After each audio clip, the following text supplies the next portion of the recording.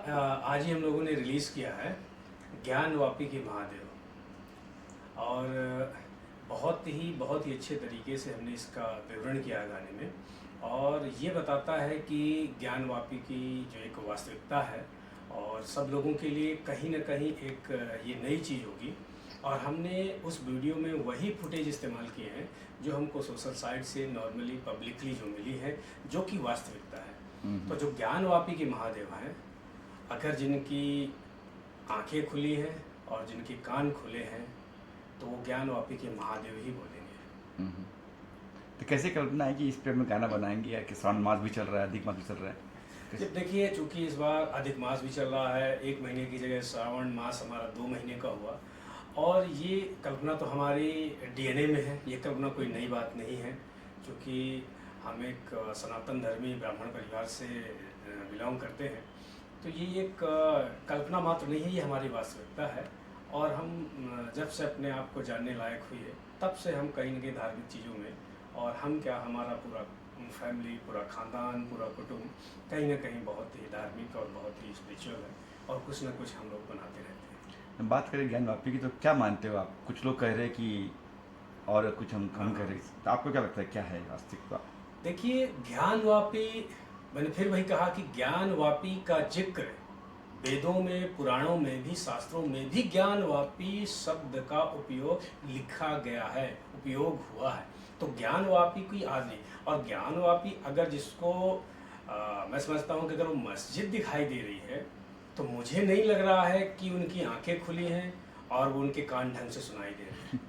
क्यों? क्योंकि आज साक्षात किसी भी मस्जिद में त्रिशूल का कोई काम नहीं होता, स्वास्तिक का कोई काम नहीं होता, कमल का फूल आज तक किसी भी मस्जिद में, हमारे पास बहुत सारी मस्जिदें हैं, वो एक धार्मिक स्थल है, किसी भी मस्जिद में आप बताइए जहाँ पे त्रिशूल बनाया जाए, दीवारों पे स्वास्तिक बनाया जाए, जहाँ पे कमल का फूल बनाया जाए।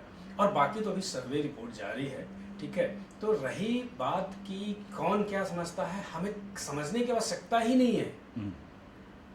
हम सनातनी हैं और हम एक चीज़ जानते हैं कि जो भी चीज़ें मिल रही हैं, सब कुछ हमारे सनातन धर्म की मिल रही है। और वो ज्ञानवापी एक महादेव का मंदिर ही था और मंदिर ही है। और जो लोग देख रहे हैं, जान रहे हैं, बाकी तो खैर उच्चतम न्यायालय का जो निर्णय होगा वही सर्वमान्य होगा।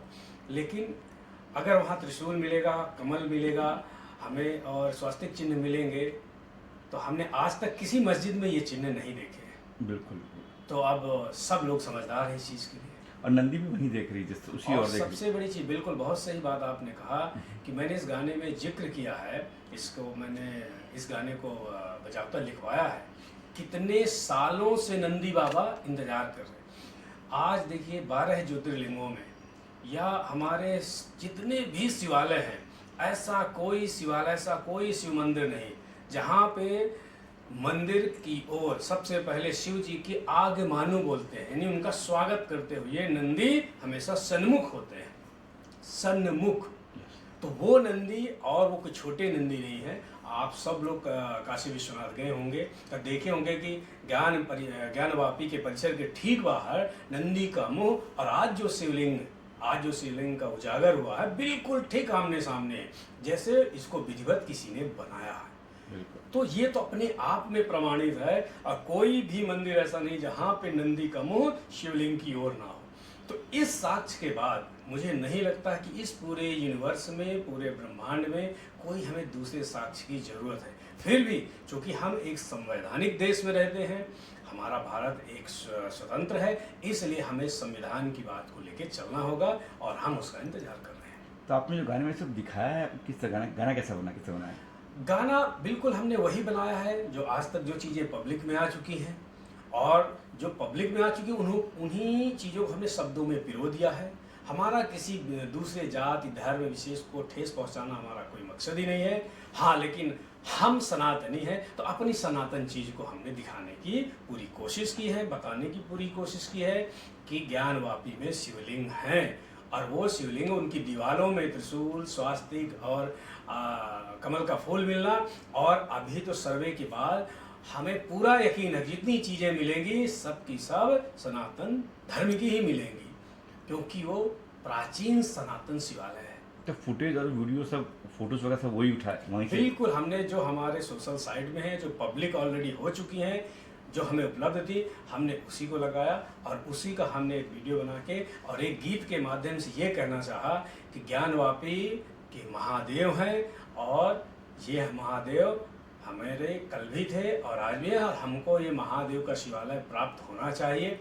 यही हमें उच्चतम न्यायालय से उम्मीद भी है और हमें पूर्ण भरोसा भी है उच्चतम न्यायालय पे भी और उससे भी ऊपर जो न्यायालय है महादेव का न्यायालय है। स्वर बात किसने किया, संगीत किसने दिया है? मैं आपको बताऊँ, इस गाने को लिखा है साहिल सुल्तानपुरी ने, इस गाने को स्वर दिया है मिस्टर दिनेश और इसके जो संगीतकार हैं वो अमन श्लोक हैं और इस गाने को मैंने अपने चैनल भार्गव भक्ति में रिलीज़ किया है। और इस तरीके से मैंने इस गाने का जो मेरा मेन मकसद है इस गाने को रिलीज़ करने का सिर्फ यही है कि ये जन जन तक मेरे सभी सनातनी भाइयों के पास पहुँचे और ज्ञानवापी में जो अभी तक हमें जानकारी है उन्हीं शब्दों को हमने एक गीत में पिरो करके बनाया है।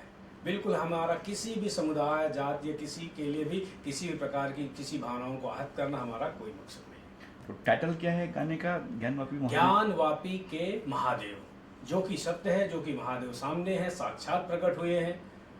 अब आज उन्हें कोई भी व्यक्ति फव्वारा बोले, कोई भी नहीं ये बोले कि उसमें किसी भी तरीके का छेड़छाड़ करके, तो आज तक के कहीं पर भी उस फव्वारे को कोई चला के आज तक नहीं बता पाया, क्योंकि फव्वारा है ही नहीं, वो उसमें कोई मोटर नहीं लगी है। ये हमारे लिए बड़ा दर्द का विषय है, बड़ी तकलीफ का विषय है कि हमारे शिवलिंग में जो किसी भी तरीके का उसमें फव्वारा बनाने के लिए उसमें हथौड़ी या छेनी या किसी भी मशीनरी का उपयोग हुआ, तो ये हमारे लिए बहुत दर्द भरी बात है और शायद ये हमारे लिए बहुत पीड़ा वाली बात है। और शायद सभी संप्रदाय के लोगों को समझना चाहिए कि हमारी आस्था महादेव से कितनी जुड़ी है। सारे सनातन हिंदू धर्मी भाइयों के लिए शिव मतलब सब कुछ। तो ये जो ज्ञानवापी के महादेव, ये मेरा जो गाना है भार्गव भक्ति चैनल पर है, आज ही रिलीज हुआ है, श्रावण का सोमवार है।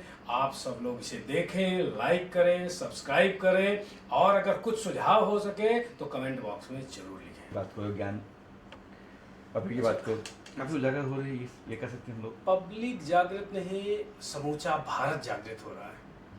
जब से हमारे आदरणीय प्रधानमंत्री श्री नरेंद्र मोदी जी ने और कमान संभाली है भारत देश की, इसमें कोई संदेह नहीं है कि हर प्रकार के लोगों के लिए, हर प्रकार के, मैं किसी विशेष धर्म जाति संप्रदाय की बात नहीं कर रहा हूँ, हर संप्रदाय के लोगों के लिए आदरणीय मोदी जी ने कदम उठाए हैं और भारत को विश्व पटल पर अंकित किया है। और ये उनकी दिन रात की मेहनत है, वो कभी छुट्टी नहीं लेते, वो कभी आराम नहीं करते हैं, दिन रात हमेशा हर दिन हम न्यूज़ समाचार इनसे देखते हैं ना कि वो हमारे भारत के एक ऐसे प्रधानमंत्री हैं कि उनको हर बाल गंगाधर तिलक पुरस्कार पहले प्रधानमंत्री हैं जो कि प्रधानमंत्री रहते उन्हें ये पुरस्कार मिला और स्वयं हमारे आदरणीय शरद पवार साहब ने उनको दिया। ये बहुत बड़ा पुरस्कार उनको मिला है। तो इस तरीके से उनकी मेहनत, और जब से वो आए सनातन धर्म की चीज़ें, वो ऐसा मैं नहीं कहना चाहूँगा कि वो सिर्फ सनातन धर्म की चीज़ों को बढ़ावा दिए, उन्होंने हमेशा संस्कृति को बढ़ावा दिया है। जिस संप्रदाय में जो संस्कृति है उसको बढ़ावा दिया है, उसको सपोर्ट किया है और उसके पीछे उन्होंने दिन रात अपनी मेहनत की है। और आज ऐसा है कि अगर इंडियन हैं आप, तो चाहे तालिबान में रहिए, चाहे दुबई में रहिए, चाहे यूएस में रहिए, कहीं पर भी रहिए, अगर इंडियन हैं आप, इंडियन फ्लैग लगा है, तो कोई भी आदमी आपकी तरफ बंदूक की नाल नहीं कर सकता, क्योंकि वो इंडियन फ्लैग लगा हुआ है। और इंडियन फ्लैग आज भारत के प्रधानमंत्री श्री नरेंद्र मोदी के कारण हुआ है। इसके पहले भी बहुत प्रधानमंत्री रहे हैं, इसके बाद भी बहुत होंगे, लेकिन ये सत्य है कि जो रुतबा उन्होंने भारत देश का पूरे विश्व पटल पर व्याप्त किया है, ऐसा रुतबा आज तक हमने तो किसी प्रधानमंत्री के द्वारा नहीं देखा है। ये सत्य है और आगे तो आप हैं, हम हैं, सब देखेंगे। उनकी मेहनत, निष्ठा, निश्चल, निष्कपट है और संपूर्ण रूप से देश के लिए है। Thank you sir.